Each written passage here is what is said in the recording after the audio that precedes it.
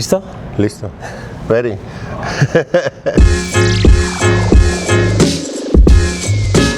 Welcome everybody to another episode of Vibing. I'm Johann with Exceptional Vibe. Very excited to be here with Julio Ramos from here at TASH at Talking Stick Resort to learn a little bit about you and the restaurant. I'm excited to. I have some questions. You've been in the Phoenix industry now for a while, and so I'm excited to. I want to dive into how you've seen Phoenix's food scene change over the last. It's crazy. It's a big change since I started. Yeah, for sure. But let's start with you and introduction of your story and how you've gotten to have your restaurant here at TASH. This is your baby. This is my baby, my COVID baby. Yeah. It is a COVID baby. Tell me a little bit about how you got here.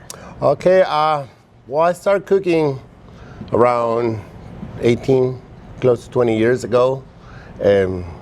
When I came from Mexico, I'm engineering systems. I designing POS system, networkings, and I moved to United States. Computer guy. Yeah. I was a teacher on computers too. And when I came here, so I started working on the Mexican consulate and the embassy, and I was bored. Somebody invited me to start cooking, and it's like, oh man, I like it. Yeah. I started with a pizza joint. Okay. Rosati's Pizzas, Chicago style. Yeah. And I know Rosati's. I love it. I become a store manager, district manager. I opened like 3 stores, and I still like it. Then I move into the cheesecake factories. Okay. I like Cheesecake Factory. I opened 7 cheesecake factories too. I become so high volume stuff. Crazy. You've seen the menu. It's like a Bible. You have to learn that, then become a trainer. It's 3 times more. Yeah. Then I work, believe it or not, I work on Golden Corrals. Really? I part own Golden Corral for a while. And but that teach me a lot.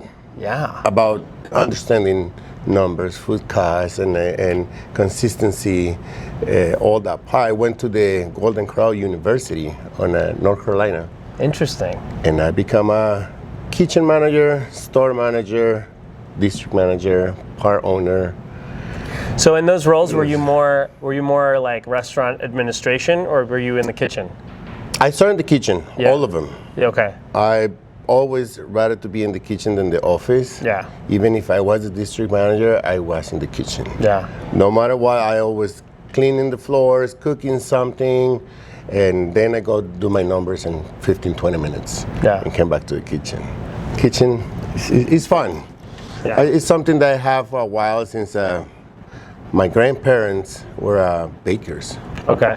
Bakers, and believe it or not, my grandfather from my father's side, half Chinese. Okay. So he used to import a lot of things from China in Mexico, and I have that Chinese culture of the food. Mm-hmm. I learned how to eat with chopsticks and little bowls when I was, I don't know, 4 or 5 years old. Yeah. So all that is still in me. That's awesome. And I hope it's like coming out slowly on different recipes. When you started cooking, and then you started in these roles with these kind of, like you said, larger volume restaurants like Cheesecake Factory and Golden Corral, and where there's not a lot of like, and correct me if I'm wrong, but from a chef's perspective, there's not a lot of creative flexibility for what, I mean, that's the menu and that's the menu. It's the menu, it's not yours. Yeah. It's somebody else. I mean, you always gonna learn your style of cooking. Once you move to different stations, you're gonna learn, and that wake me up on, like, I wanna create my own. Yeah. Of course, when we, on the opening of restaurants, specifically on Cheesecake Factories, there was always a time like we stop everything and we create a family meal. Yeah. That's when I do my own. Yeah. I do my own foods, and we share, and like pastas and like Mexican food, seafood, and I start playing with all that. Yeah. That's where when the same person who showed me Rosati's Pizza told me about the Casino Arizona. Okay. So I said, okay, let's try it. Let's go apply. Let's start from the bottom. And I become a line cook too here in Boca Arena. Okay. I remember. And I started seeing different, like more freedom. once I become a lead cook on that kitchen, they say like, you need to create specials. I said, okay, let's start working. And I start creating different dishes and all that. And eventually the same chef saw my potential and said like, you should apply for the sous chef at the buffet. So I become the sous chef at the buffet, and international buffet, casino-wise. So that opened my palate like crazy. I can try whatever I want now. Yeah. I can cook whatever I want. Of course, under a chef. Yeah. But it was like, okay, there's more to do here. Yeah. They're from Asian, Mexican, American, Italian, all kind of different foods. And is that how you learned those different cuisines? Was just in the kitchen doing it in those settings? It wasn't kitchen. It was the most I learned. I haven't gone to school, culinary school yet. I think I'm learning way more right now, way more. When I was in the buffet, it was a moment that there was an opportunity to invest on Golden Corral, and I moved to Texas. Oh. I left the company and I moved to Texas for about a year. That's when I went to Golden Corral University. Okay. And I opened a big Golden Corrals, Texas style, huge ones. But it wasn't, again, it didn't fill me up. Yeah. Moved the whole family there. The creativity was lacking. And it was good money, but it was, again, all this is not mine. I learned a lot. I contact my chef over here. He became the executive sous chef and said like, well, I have a position for you, but it's an Orange Sky. It's like, I don't know, fine dining, steakhouse. I said, well, why not? So I moved back to Arizona and I went back to Orange Sky. Yeah. Fine dining. That's the rooftop. Yes, sir. Here, yeah. So chef Ron Dimas, man, he was passionate. He showed me the true kitchen. Skills, like a passion for fruit, like for herbs, like even grabbing herbs and just smelling, feeling it, and like my mind exploded. Yeah. We started creating wine dinners, farmers' wine dinners. We went to Flavors of Phoenix for several years, March of Dimes, Dish It Out, Nirvana. We did a bunch of festivals, and that, like, my hands were tingling. Yeah. Then after a while, I was in charge of big banquets on Orange Sky. Yeah. And they gave me a sous chef. So I was running the restaurant with Ron Dimas and Chef Martin, which is the chef right now, the chef de cuisine on Orange Sky. And man, that place teach me a lot. Teach me a lot. And then when it was on my peak, I was learning a lot, doing different menus. COVID hit. And it's like, man, what's gonna happen now? Yeah. What's gonna happen with the industry? We can't do to-go food. Yeah. It was a bum. Good thing we are in this company. Would take care of us really good. Yeah. And I think COVID was more like a blessing, because eventually they create new projects, and one of those projects was this place, TASH. It wasn't for me, but it was a lot of movements in the company in those times. They say like, you're gonna take TASH. Believe me or not, I was so scared. It was my first, like, you're on your own. This is yours. The menu is 100% yours. You're gonna design this restaurant from zero on the menu side. Good thing it was during COVID, so I got a lot of time to play with food, ingredients, research, and a lot of pizzas.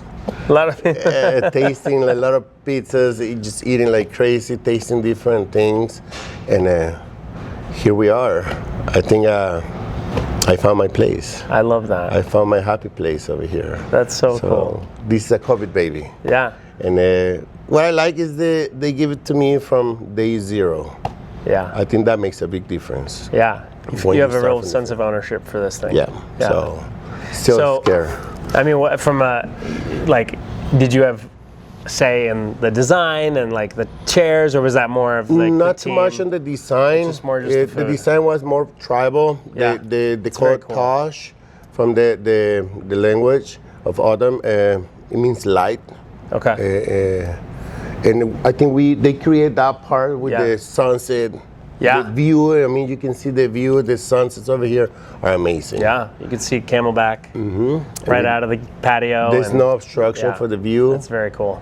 The wild horses on this side. And I think they transfer all that to the restaurant. Yeah. And at the beginning, they said the concept is going to be truly Mediterranean. And I went crazy with the menu that I even need a glossary on the menu. It was so hard, like, but really authentic. It was kind of hard at the beginning to people to understand the menu, especially all those spices and herbs and all that. So I started like settle down a little bit. Okay, Yeah. let's go a little bit more. Simplify. Yeah, simplify it, but like again, I put my touch. Yeah. At the beginning, it was like I'm gonna make it really traditional, and now it's different. Yeah. It's my fusion. Yeah. I bring all these original ingredients and the techniques by making mine now. Yeah. So now I start making different fusions. Even if it's Italian, it can have a little bit of Mexican. Even if it's from Spain, it can have a little bit of Greek. Like I'm trying to fix all that part. So now I think TASH is getting their own identity. Yeah. It's almost running as their own entity in a casino. Yeah. Which is, for me, was one of the hardest part. Changing the concept of the casino food to a restaurant in a casino. Yeah. So that's what we're trying to do over here. Yeah. Of course, we need to take care of all our guests and players. They're the most important part too. So Yeah. creating experiences. That's so cool. So, I mean, I've had the chance to eat here a couple of times now, and it's been sensational. And I feel like you lean into sort of the theatrical part of food a little bit. Like you come out and you light things on fire, and you do the big boards with a bunch of stuff on it, and board, the desserts with all the different things, and so it's very. Where did you? Was there a particular place where you learned all those?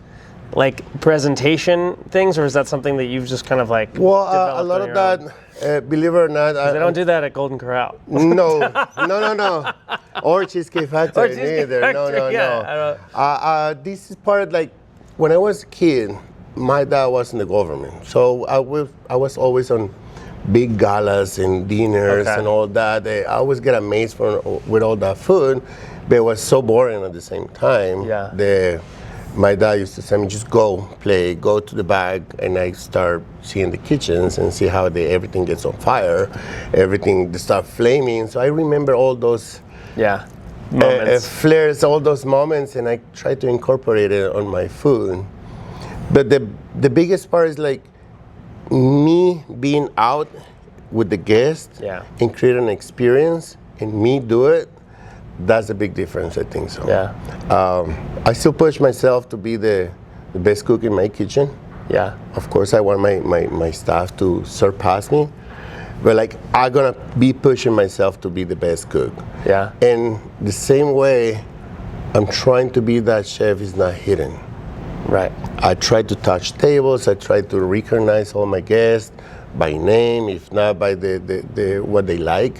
Yeah. And creating those experiences of fire and smoke and lights, I think they will remember the food in the restaurant before me. Yeah.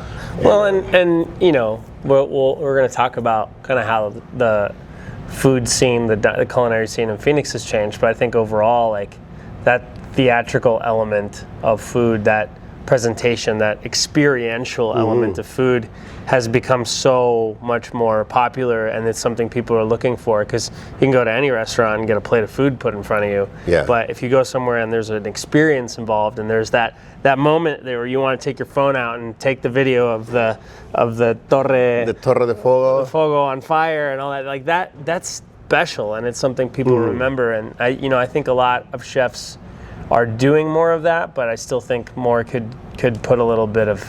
So that's such a important. For me, thing an now. experience, of course. Yeah. The flavor and the presentation of the food is very important. Yeah. It could look real cool and it could be on fire, Yeah, but if it tastes like shit, then, yeah. really, like I don't want it anymore.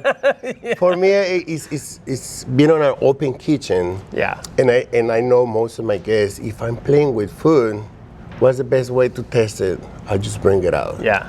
And I give it to somebody, just like, please test that. it. Yeah. And that immediate feedback is perfect for me. Yeah. And like creating those experiences is what I like. Yeah.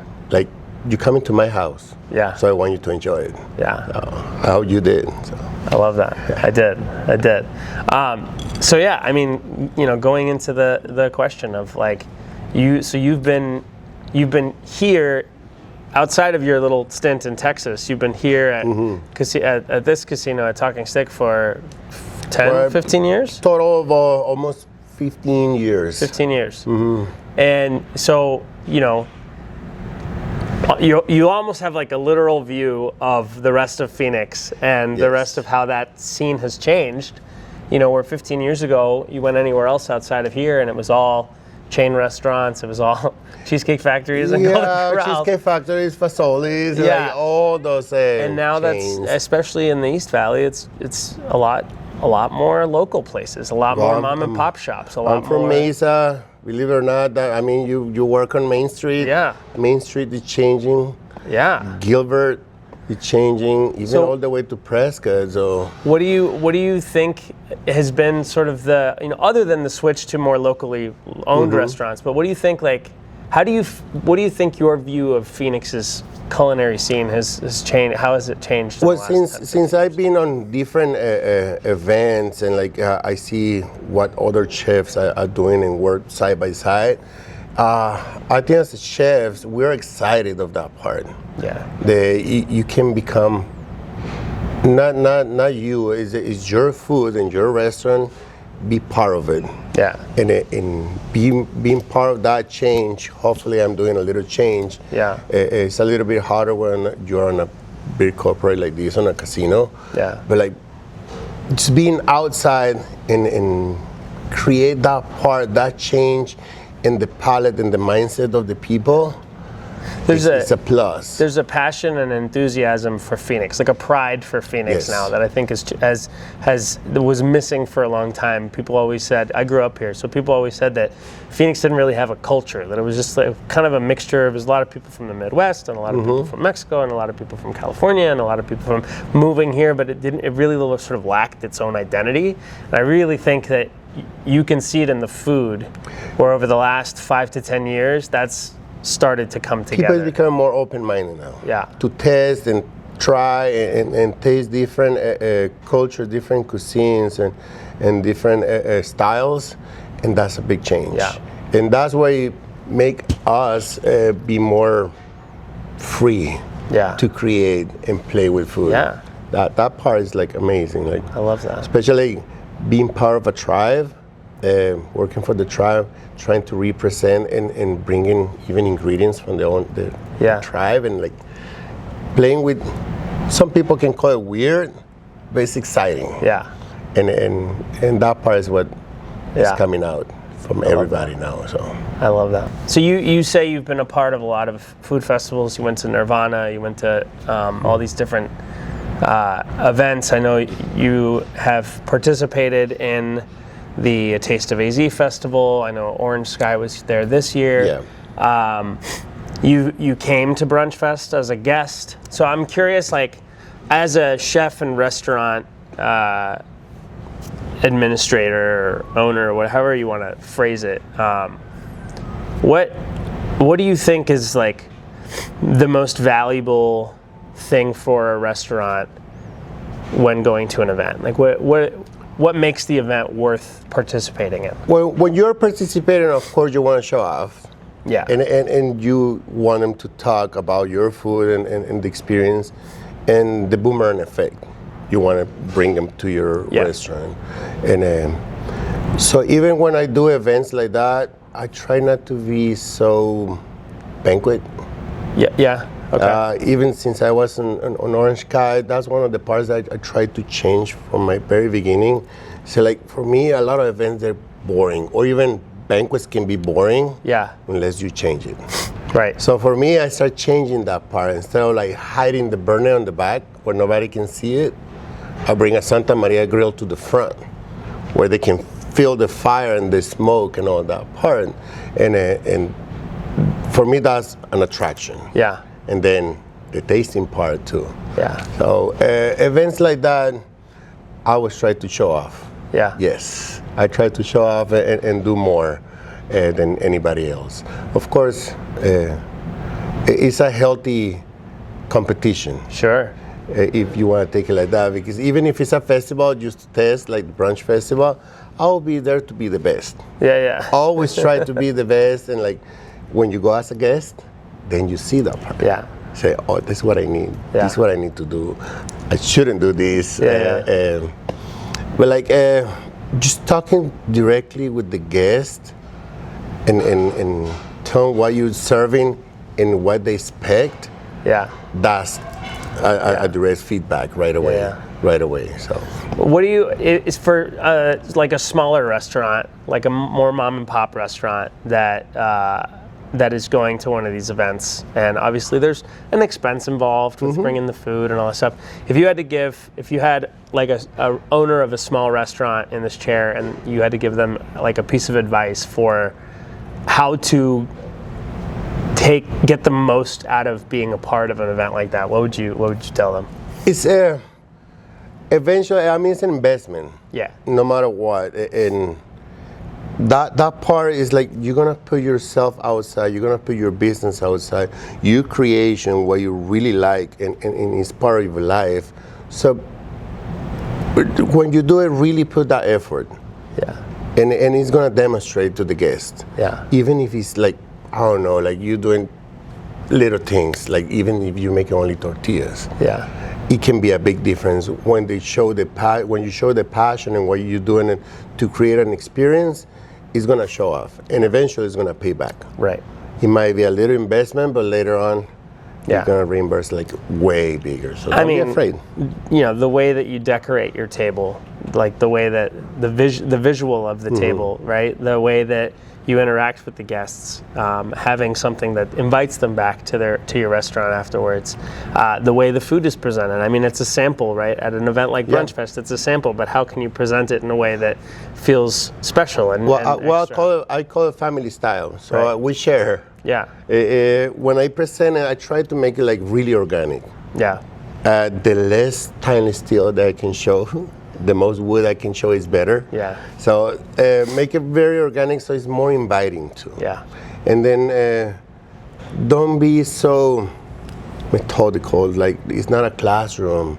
Yeah. It's like you inviting friends, you're making new friends, and just be free. Just talk out, like just like speak out, do it fun. Yeah. Have fun when you do those things. Yeah. If you do it like tedious, it's not gonna work. Yeah. It's not gonna work. So just That's have awesome. fun on those places. The other thing that I've experienced here that I enjoyed were the cocktails.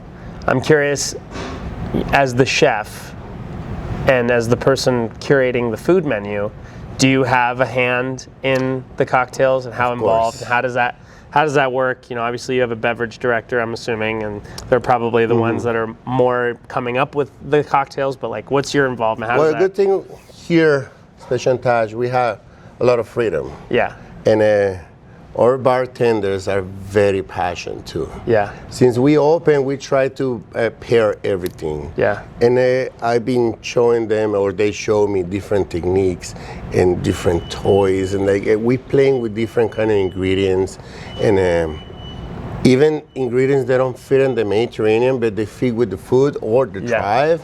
We try to incorporate all that. Yeah. From the very beginning, we incorporate the prickly pear, a lot of cucumbers, a lot of rosemaries, herbs, sage, and on the drinks. And now we even doing partnerships with like local breweries, things like that. So we're trying to play more on the bar. And I mean, TASH is divided by the dining area and the bar area and the patio, also the TVs. But we have some flair here on the bar too. But like, yes, awesome. I do touch the drinks. I don't drink in here. I drink it outside. So. Yeah, totally. Well, and you know, mixology, cocktails, is I think very similar to cooking, you know, in its process and its creativity, you know, whereas something like, and I mentioned this in the last episode with CJ, that like brewing is more like baking, cocktails is more like cooking. And so I'm always fascinated with the, you know, there's a lot of restaurants that have a bar and they have their kitchen and there's, you know, they don't talk to each other. There's not a whole lot of interaction. And I feel like, you know, when someone as creative as you and as like passionate and like holistic about your restaurant as you, I couldn't imagine the answer to that being no. Well, that's why I give them true freedom to ask me for different ingredients. Here, we start from like zero. We doing our own syrups. Yeah. Everything we're doing in-house. We try to use them, the most pure purees. If not, we do our own. Yeah. We playing with the freeze dryer. We playing with the dehydrators. We playing with smoke, and even like chemicals, like safe chemicals. Yeah.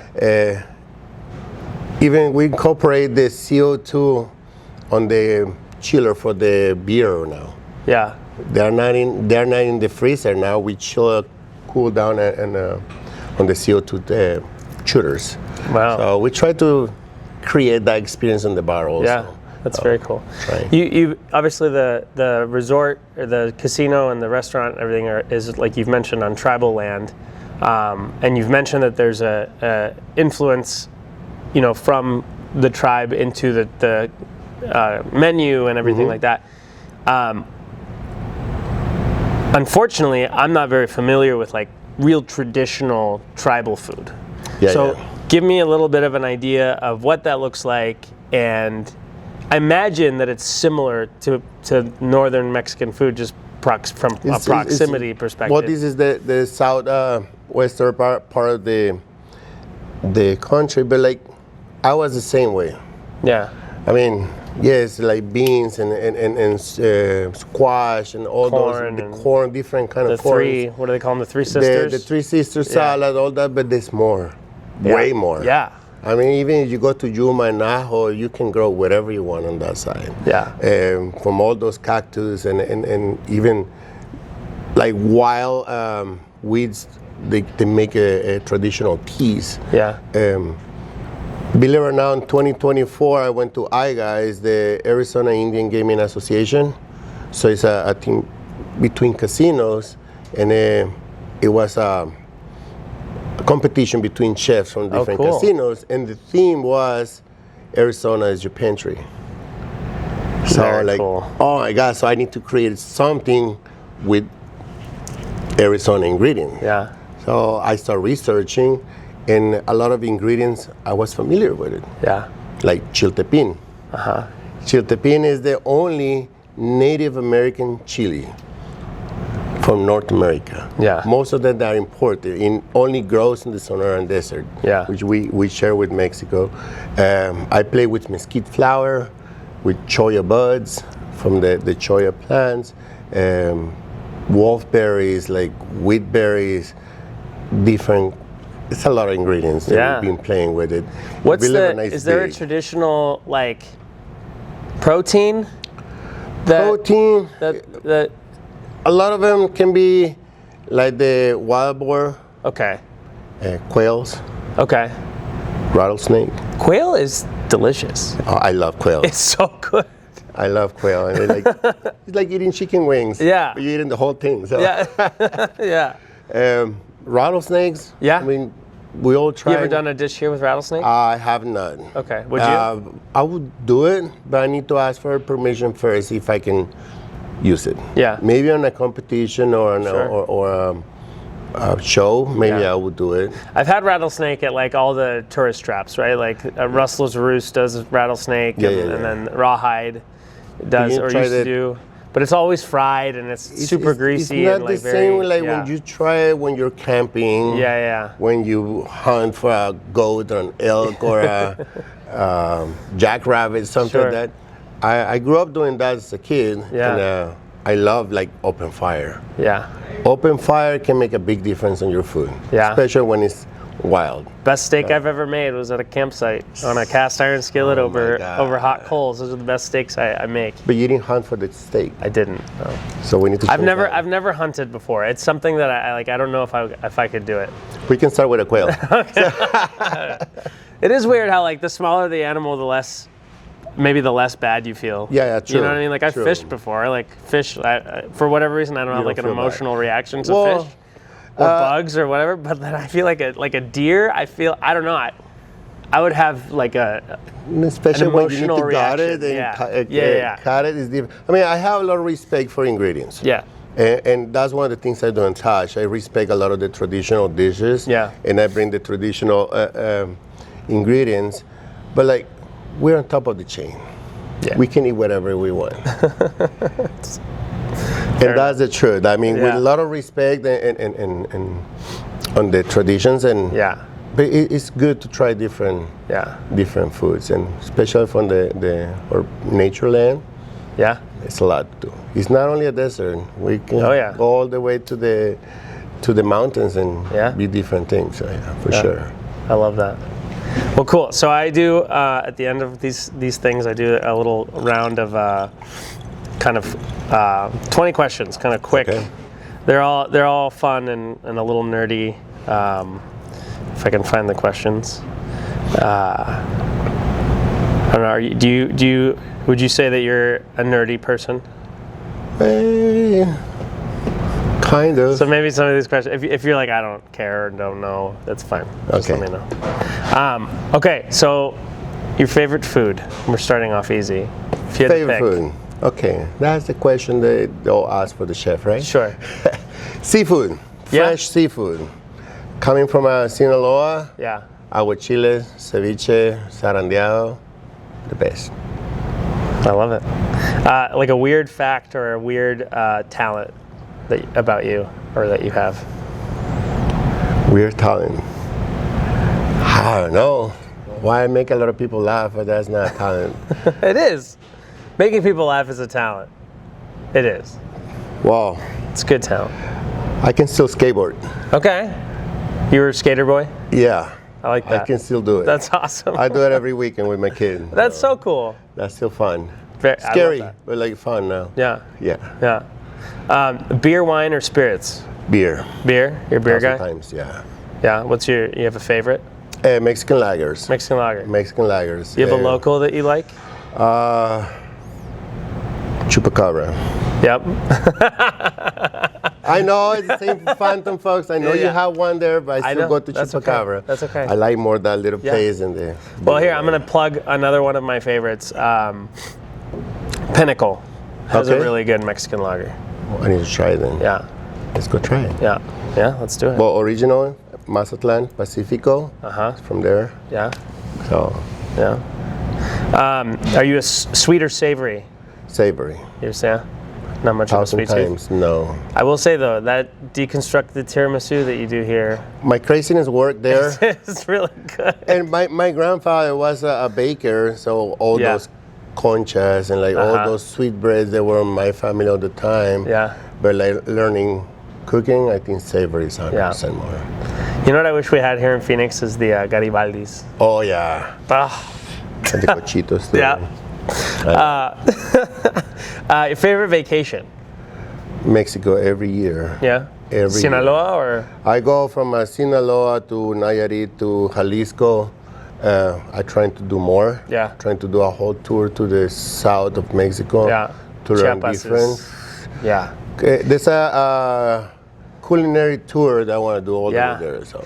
I was born in Mexico City, but there's so much of Mexico that I haven't seen. And people forget how big of a country it is. It's a huge country. But I have been to Chiapas. I've been to Tuxtla and Tapachula and kind of all over. And it's cool. It's so cool. I mean, the northern Mexico is nothing like southern Mexico. And the cuisine of Mexico is almost the same as upscale like Italian and all that. But it's growing and it's showing lately. I remember watching that Netflix, the Chef's Table barbecue series, where the last episode was about that little abuelita in the Yucatan. That's it. That You just need a hole, just brought the people into their backyard. kitchen, basically into their dining room, and would give them, like, it was like a 3-hour experience, like a 6-hour experience, like a 2-day experience where you just went and she just cooked for you, and it was like this That's incredible, you know, cochinita, like all this I traditional. mean, even Noma, like they open a restaurant, a pop-up on Quintana Roo. Yeah. One of the biggest Michelin star chef, he wants to open a restaurant. Yeah. Just to learn all that Yeah. cuisine. Well, I still want to learn. I still want to travel all over Yeah. the world, but that's my favorite vacation, especially Yeah. because I see family too. Yeah, yeah, absolutely. Rain or sunshine? Sunshine. You're a sunshine guy. Me too. I love the heat. I love the summers.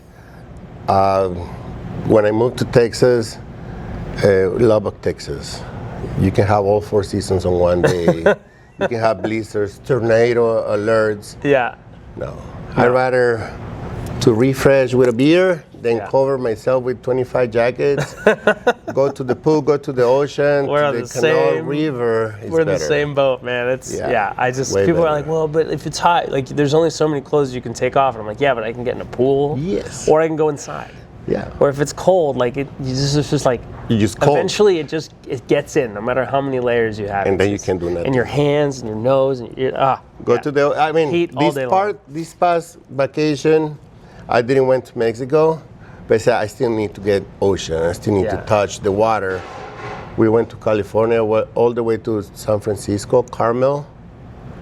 It wasn't the same. It's cold. Cold Yeah, it's cold. by the beach. It's But not even the like same. San Diego and LA, like the water's cold. 'Cause Yeah, it's it's all Alaska coming down water, from the north. yeah. Yeah, so you go, you go over to Yucatan, and it's like Oh, it the has water's like different. warm. Just crossing that tropical, Cancer tropical division, Yeah. everything Yeah. changed. Totally. Everything changed. Do you have a favorite book? Favorite book? It's been a while. One of them was the Anthony Bourdain. Yeah. I love that cook, that book cook. And there's another one from Carlos. I don't remember. He's one of the chefs right now. Carlos. I can't remember his last name, but it's how he started as an immigrant, as a tour dishwasher, and he become one of the best chefs right now in the United that. States. So that book is it's more like a story. Yeah. Story of Love life. that. That's what I like. Camping or resort? Camping. Yeah. Camping. Cheaper. Yeah. More fun. Even with the kids, it's a different experience. Yeah. Yeah, it's a different Totally. experience. Beach or forest? I'm gonna guess it's beach. Yeah. 1,000 times. Yeah. Well, if you go closer to Mazatlan and all that, you have boat. Yeah. Somewhere there. Yeah. You can have boat. Even Yeah. jungle. So. Yeah. Okay, it gets nerdy now. Jedi or Sith? Jedi. Yeah. 1,000 times. Yeah. Sam or Frodo? Sam. Frodo, I don't know, he always needs a push. And that's Sam. It's funny. Yeah. A lot of people say Sam. Without Sam, there's no Frodo. So there you go. Superhero you most identify with? Identify more with, it can be Spider-Man. Right here. Yeah. But I really like Batman. Yeah. He's a true superhero. He has no superpowers. Yeah. He just have a lot of money. So Helps. Your spirit animal? my spirit animal, it can be a dog. Dog? I'm not that new trending shit. No. Yeah. I'm a dog. I think Yeah. like I'm very loyal and You like people? I like people and I like to be outside too. Yeah. Love that. Your go-to coffee shop order?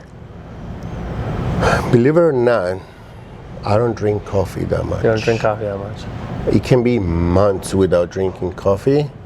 You're just then- naturally energetic. Yes. I love that. I try to be natural on that part. Lots of water. Yeah. Believe it or not, café de olla. Uh-huh. With I do any believe that. grain Yeah. on a clay pot. Yeah. It makes a big difference for me. Yeah. It need to be that strong cinnamon on Yeah. Love Yes.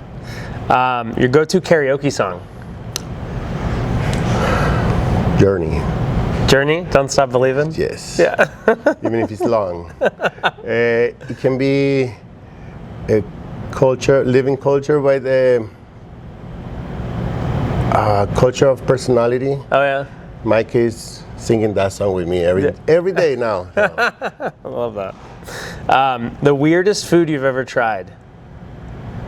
Shit, nothing's weird anymore. I mean, I try from crickets, like grasshoppers, like worms, frog, jackrabbits, alligator, iguana, deer.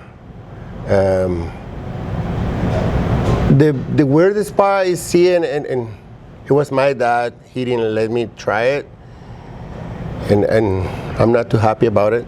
It was a monkey head. Oh yeah. With frozen brains over in Chiapas. Okay. But it's something that I would try, Yeah. but I wouldn't look for it because I think it's savage. Yeah. Even though I say we're on top of the Yeah, chain, yeah. we can eat everything, there's something I would love to try. Yeah. Like I pretty much try everything. Yeah. I love that. A historical or fictional character or person that you want to have a beer with? Shit. Whoa, we make a party all together. Yeah. Shit. Fictional, I mean, have a beer with all the Marvel superheroes. Just Deadpool. Yeah. That's all I need.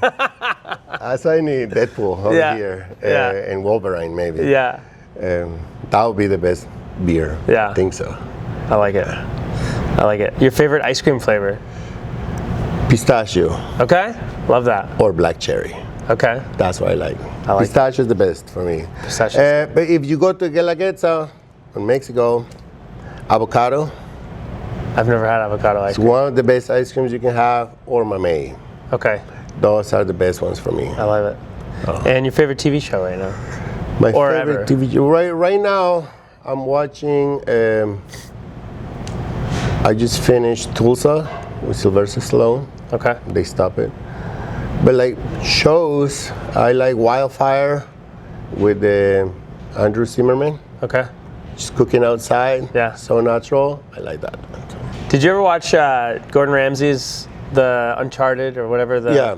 The one where he goes to different countries and like learns their cuisines. Yeah. I like that one because it kind of takes him out of that like aggressive kitchen manager and he puts him almost more of like in the role of a student. And you get a different side of Gordon Ramsay that I think was very interesting. There's a lot of outside Put on the cooking. nature, put on the outside. Yeah. That's a big difference. And there's a lot of like cooking over fire and burying, you know, a lot of those traditional cooking techniques, and it's just fun to watch. There's 3 different ones from Gordon Ramsay, but I'm also watching. Everybody seems like no reservations. Yeah. But I like the other one. The cook travel with the Anthony Bourdain. Yeah. They even go back to his roots. Oh, And say cool. like, let's see if you can be a cook again in the restaurant where you grew up. Yeah. That part is like, Yeah. it's more natural. I think That's so. awesome. The natural cooking. Food Network. I have respect for Food Network, but like I like the more natural cooking shows. Totally. Yeah. Totally. Well, cool, man. Well, thank you. You're very welcome. You have anything that you want to tell people about, like the restaurant, when you're open, something new you're doing? Well, new menu coming soon. Oh. I try to change it every season. Okay. Just come over to TASH, try our different dishes, and just meet me. I might touch your table, and come and play. I like it. Right. I like it. Well, thanks for watching, and yeah, we'll see you next week.